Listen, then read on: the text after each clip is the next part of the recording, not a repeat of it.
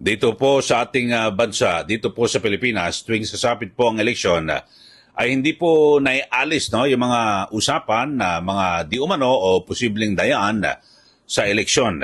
Ngayon ho ay mismong ito pong si Vice President Sara Duterte ang nagpahayag po ngayon at pangamba at babala sa posibleng di umano'y usap-usapan, bulong-bulungan na magkakaroon po ng dayaan di umano sa darating na eleksyon sa Lunes na po yan, Mayo 12. Kung kaya't mayroon din mga aligasyon, ito pong sina Attorney Glenn Chong at na sinasabi dahil na rin sa mga nakuha nilang impormasyon.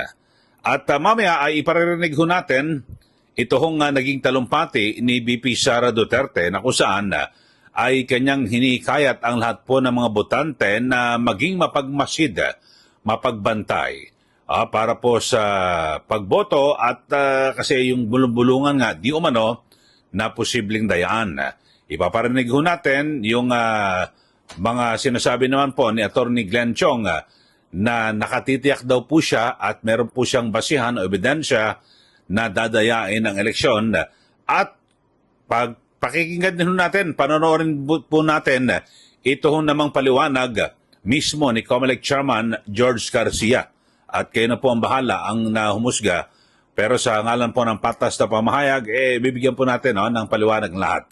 Pero eto ho, pakinggan nyo muna ito hong talumpati ni VP Sara Duterte sa meeting di avance ng PDP Laban. Ito po panoorin po ninyo. At na kung saan ay meron po siyang pangamba na posibleng magkaroon ng dayaan sa araw ng eleksyon. Kaya sa May 12, kailangan natin maging mapagmatyan.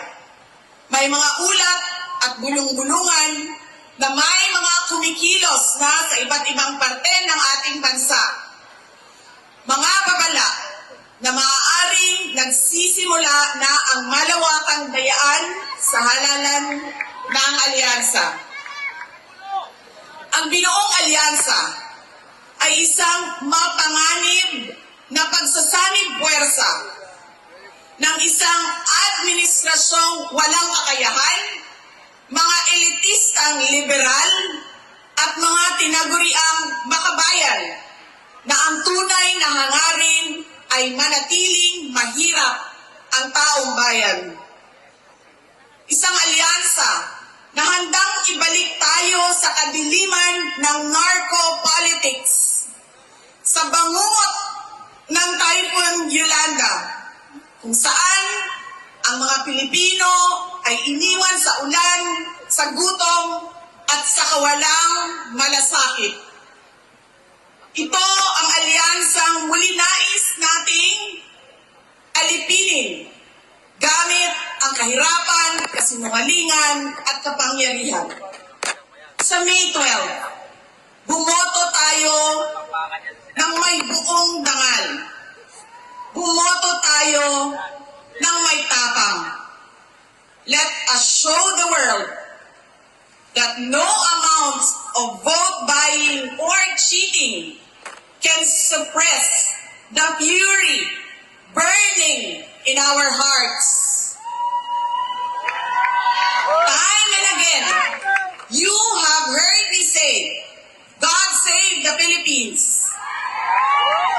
Ngayong Lunes, bumoto tayo ng diretso. And let us all save the Philippines. Ako si Inday Sara Duterte, isang botante. Syukran. Okay, so yun po ang naging pahayag ni VP Sara Duterte sa kanyang talumpati sa meeting di avance ng PDP Laban na kung saan ay kanyang inendorso yung 10+2 na mga kandidato ng oposisyon na pinangunahan nga ng Duterte 10 at yung +2 ay ito pong sina Senator Amy Marcos at ito pong si Congresswoman Camille Villar. So yun ho mga kababayan at mabigat ho at siyempre hindi maialis sa ating mga kababayan na mangamba dahil sa yung mga posibilidad na di umano ay dayaan sa eleksyon. Kasi sa mga nakaraan ho na mga halalan, di ba, marami ho na mga aligasyon na ganyan, dayaan, at si ganito nanalo, na dahil siya ng daya. At dito ho mga kababayan, napaka-importante na lahat ho tayo magbantay. At para, siyempre, importante talagang, alam nyo, sagrado yung balote. Huwag ho tayo papayag na yung mayorya na boses ng taong bayan ay hindi mangibabaw. So, dapat ho, ang magpapasya ho ang mayorya. So, kung sino ang talaga ibinoto ng taong bayan, dapat yun po talaga ang magwagi. So, yun po, no, panawagan ni BP Sara at kanyang muling tinuligsa yung mga katunggali ng kanilang kandidato, yung alyansa na sinasabi nung kung ano-ano, no, na baka sa narco-politics, lahat, mga kung ano-ano, no, na binabanggit po ni BP Sara. At natural lang ho, sila po kasi ay nasa posisyon kung kaya't siyempre talagang bibirahin po, no, yung mga kandidato na nasa administrasyon. Pero ito ho mabigat ho. Yung binabanggit ho ni BP Sara Duterte ay ito ho ay kasunod na rin ng mga pahayag mismo ni Attorney Glenn Chong at kanyang hinahamon pa nga ho eh. Ito hong si COMELEC Chairman George Erwin Garcia na idemanda siya. Bakit yung isang abogado na nagsasabi na posibleng magkaroon ng dayaan, agad na idinimanda, bakit daw po itong si Atty. Glenn Chong ayaw pa idemanda? Panoorin ho natin para mas maganda at mamaya pasasagutin din natin si Chairman Garcia. Ito po Believe me, dadayain nila yung eleksyon na to. As I have said, it's as sure as the sun rises in the morning and as the sun sets in the evening. May nagtanong nga sa akin kanina tungkol sa dayaan. Ang sabi ko, si Lisa Marcos talaga ang magbibilang ng boto. Si George ang enabler. Si George kasi susunod lang yan kung ano ang dikta ni Lisa Marcos. Pero dito sa baba, that means for senatorial candidates. Pero dito sa baba, depende yan sa bintahan. As I have published in 2016 and 2019, may presyo yan. Malamang 100 milyon ang para sa congressman o party list, 200 sa senador. That was before. Ang pinakita ko kanina ay actual proof, irrefutable proof. Ito yung patunay na hindi talaga binibilang ng makina ng tama ang boto natin. Pinakita ko na si Congressman Villaferte ay binawasan ng makina ng mahigit na 200 boto. Si Bordado, ang kalaban niya, ay dinagdagan ng mahigit 200 boto. Ito yung pangalawang example. Kasi yung unang example na pinakita ko doon sa video na nasa YouTube ngayon, search nyo lang, Glenn Chong, Heaven's Warrior, yan yung original na video. Ang smoking gun number 1 ang pinakita ko dyan. Dito sa press conference, smoking gun number 2. Meron pa akong smoking guns 97 lahat. Kasi 99 makina yan na nagbawas ng mga boto kay Congressman Villaferte at dinagdagan si Congressman Bordado. So, ito ay patunay na dinadaya ngayong eleksyon natin at hindi napapabulaanan ng COMELEC. The COMELEC has not refuted these pieces of evidence. In fact, ikaw, George, hinahamon kita, kasuhan mo ako. Tulad ng pagkaso nyo kay Atty. Respiso, where is your case? 12 araw na nakababad na yung video na yan. Pero meron ba kayong kaso? Wala. Dahil alam nyo, masasagot ko kayong may ebidensya ako. So, eto ngayon, itong press conference namin, meron tayong proposal sa COMELEC na bilangin natin yung boto na nakasulat doon sa QR code sa voter receipt. Walang additional cost sa COMELEC, walang additional time kasi yung 800 voter receipts, 53 minutes lang. So tapos na. So walang additional cost, walang additional time sa voting journey. Walang rason ang COMELEC na hindi pahintulutan ito. Maliban na lang kung ayaw nilang mahuli ang kanilang dayaan. And that's what we have to fight for. That's what we have to fight for together, mga kababayan. Ngayong May 7, alas 9 ng umaga ay may magrarally doon sa COMELEC. Kung gusto niyo pong sumuporta sa aksyon na ito, pumunta po tayo sa Plaza Roma. Ito po ito. Okay, so yan po ang pahayag ni Attorney Glenn Chong na sinasabi niya na nakatitiyak siya at meron po siyang basihan na magkakadayaan ngayong May 12 elections.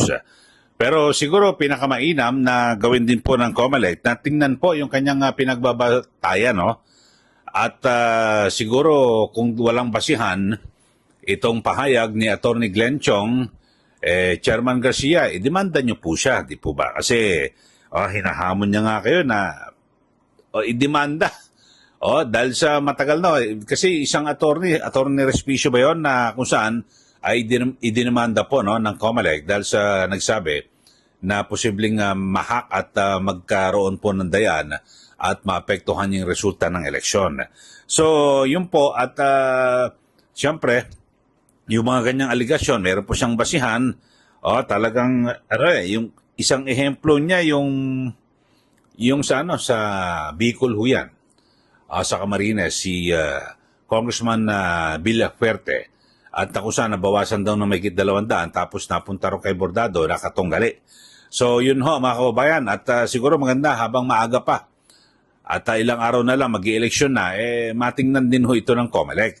Pero may paliwanag po ang COMELEC naman, kasi di ba may mga aligasyon, bakit yung yung sa overvote, yung halimbawa pag sumobra ka ng boto, halimbawa 12 lang dapat sa pagka-senador, ginawa mong 14. So yun lang po yung partikular na hindi raw po may bibilang ang boto. Pero kung konti lang, halimbawa wala po sa 12, undervote ka, halimbawa kung 12 ang kandidato, 8 lang ibinoto mo, bibilangin. Paliwanag ko natin, no?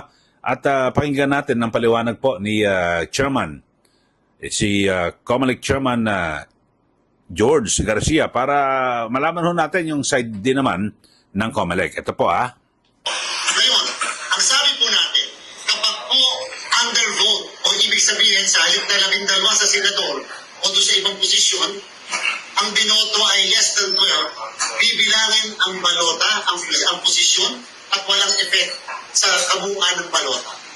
Pagka po overvote, ang vote doon sa mismong posisyon, 13 sa halip na 12, ang mangyayari po, hindi bibilangin ang boto doon sa posisyon na yon dahil nag-overvote, pero bibilangin pa rin po yung mismong boto sa ibang posisyon na hindi naman apektado o hindi nagkaroon ng overvoting. So, in summary, basta undervote, kulang ang boto, okay lang.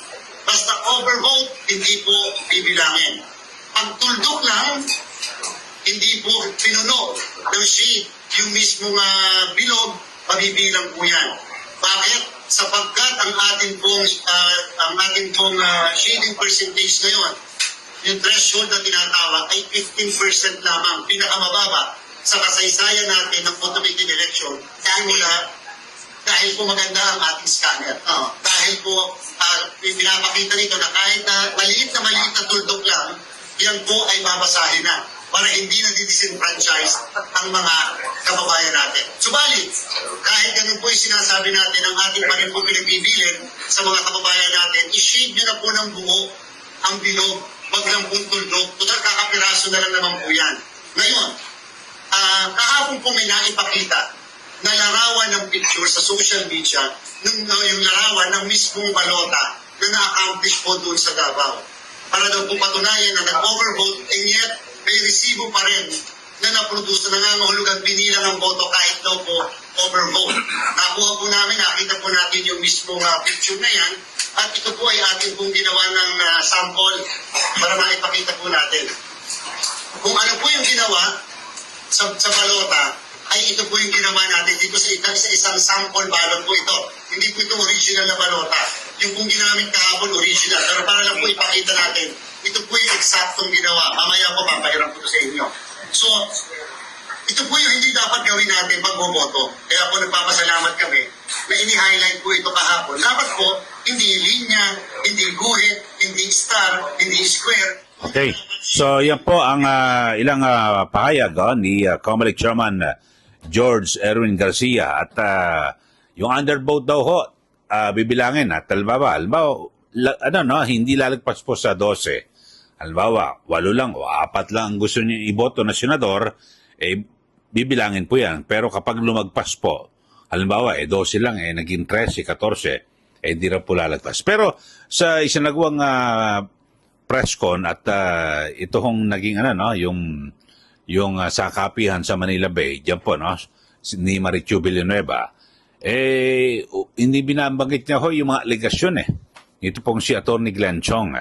Bagamat siyempre kanilang nilinaw na planchado na lahat at wala rin pong sinasabi niya na mga bintang o pangamba na dayaan at yung may mga nagpapanggap daw ng mga tauhan ng COMELEC na kayang ipanalo ang isang politiko o kandidato, yan daw po ay may mga nahuli na. No? So yan po ay mga talagang mga scammer at nanluloko po mga kababayan. So dapat ho ay wag po magpabiktima, lalo na po yung mga kandidato.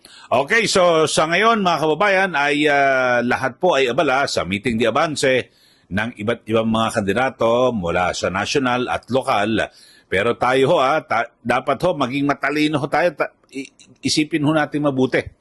At may binabanggit nga si VP Sara Duterte na talagang dapat ho ay maging wais tayo sa pagboto. Mga kababayan. At kayo na ho bahala, no? Ako naman hindi ako mag-i-endorso ng kandidato. Kayo ho ang pumili. Kasi ako isa rin na kumbutante. Mga kababayan. At pumili ho tayo ng naaayon sa ating konsensya. Yung tingnan ho natin na ito ba talagang iboboto natin ay makatutulong ba sa ating bansa para ba sa interes o kapakanan ng mga Pilipino, or kung malakas ho magbigay ng pera, baka naman hindi lang doble o triple, mas matindi pa ho ang kanyang pagbawi, no? At nanakawin sa pondo ng bayan. So kung nagbigay ho sa inyo, lalo na yung mga incumbent, tanggapin nyo ho. Pera ho natin yan, malamang. At ibinabalik lang po sa atin, di po ba? So, pero pagdating na ho kayo, doon mismo sa botohan, pumili ho kayo kung sino po ang yung nasa puso nyo. At bukod ho ron ay siguro dapat nakapag-research na ho kayo. Makita nyo ho yung credentials, katangian, kakayahan ng bawat isang kandidato. Lalo na po sa Senado, di po ba? Yan ba, kaya ho ba makipagbalik-taktakan yan? At makipagdebate? At ano ba panindigan niya sa mga ganitong issue? Di po ba? Titignan ho natin. Di po ba? Okay, so sa mga bago lang po sa ating channel, mag-subscribe na po kayo. At huwag nyo rin pong kalimutan na i-share at i-like ito pong ating YouTube channel para kayo po ay laging updated dito po sa ating mga pagtalakay sa mga mainit na issue. Ulitin ho natin, nagbigay po ng mga pahayag at yung di umano ay posibleng dayaan sa eleksyon at binabanggit po yan ni VP Sara Duterte. May mga bulong-bulungan daw, pero sabi niya, kanyang babala, at lahat po ng mga Pilipino, yung mga botante, tayo po ay maging mapagmasid, mapagbantay, at bumoto ng tama, mga kababayan. Okay, maraming salamat. Ito po muli si Kaeli. Magandang araw po sa ating lahat.